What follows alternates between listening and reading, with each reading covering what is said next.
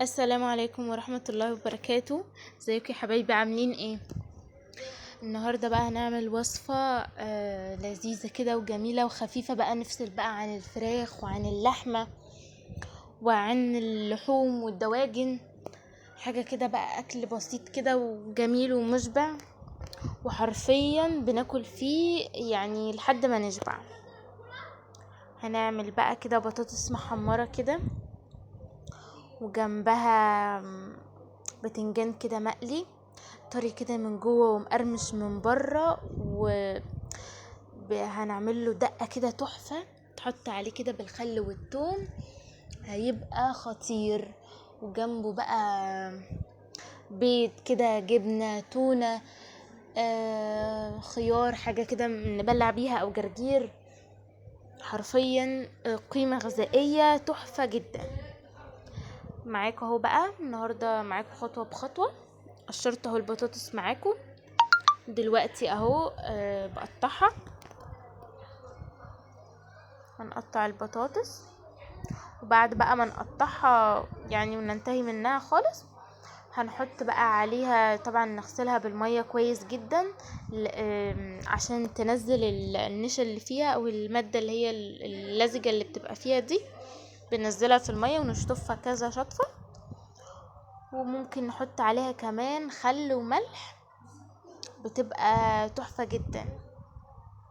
وبعدين بقى بنقليها في الزيت، زيت طبعا غزير، ويكون الزيت كتير كده، ونعلي طبعا النار عليه. وبعدين بقى بنروح نازلين بالبطاطس.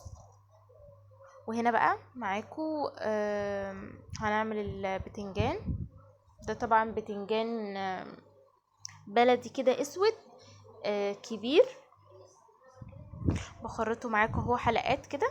انا بحب البتنجانة اللي هي بتبقى الكبيرة دي، بتبقى حلوة في القلي، بس طبعا بهدي النار عليها خالص، علشان البتنجان اللي هو البتنجانة كده الشريحة بتاعتها بتبقى تخينة شوية، ان هي تستوي كويس في الزيت، مش مثلا نعلي النار او كده فتتحرق مننا او تتحروق من الجناب او ما تستويش كويس او كده. لا طبعا احنا عايزينها تبقى طرية من جوه ومستوية، في نفس الوقت مقرمشة كمان من بره، واخدة لون كريسبي كده تحفة. فهنخرط بقى البتنجان كده اهو زي ما انتوا شايفين، وهنديله شطفة بقى هو كمان،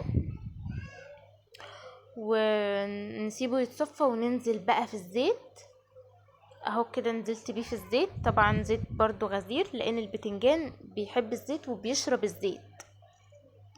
انا زودت له كمان زيت بس بعد كذا قلية يعني، زودت زيت كمان لان لقيت الطاسة شرب كل الزيت.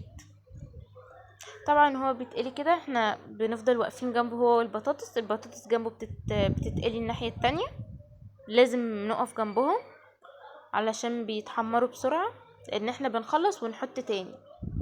طبعا انت لو عندك طاسة كبيرة بقى يعني ده افضل ان انت تحطي مرة واحدة، لكن انا هنا الطاسة دي يعني متوسطة فما خدتش كله،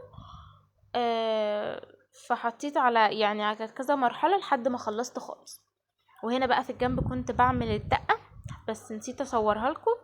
الدقة طبعا عايزين 4 فصوص توم، فلفلتين كبار، وشطة، عود كده فلفل حامي، يعني تبقى شطة كده مشطشط. وكل ده طبعا هنحطه في الكبة او الهون، على حسب على حسب ما تحبي يعني. وهنحط طبعا ملح برضو على حسب احتياجك، وهنفضل ندق فيه خالص لحد ما يدق كده ويبقى يعني ينزل كده عصير كده او مية بتاعة الخل والثوم. هنحط بقى عليه خل وليمون وتوابل، ونحطه بقى ننزل بيه على البتنجان المخلل، قصدي المقلي اللي احنا عاملينه. بعد ما نرصه بقى في طبق كده بعد ما نطلعه من الزيت، ونحط بقى الدقة الجميلة بتاعتنا دي، بيبقى خطير وتحفة وطعم جدا. دمتم سالمين، واشوفكم بكرة ان شاء الله في فيديو جديد في قناة لقمة هنية. ما تنسوش تشتركوا في القناة وتفعلوا الجرس علشان يوصلكوا كل جديد، وتعملوا لي لايك جميل كده وكومنت تصلوا فيه على النبي.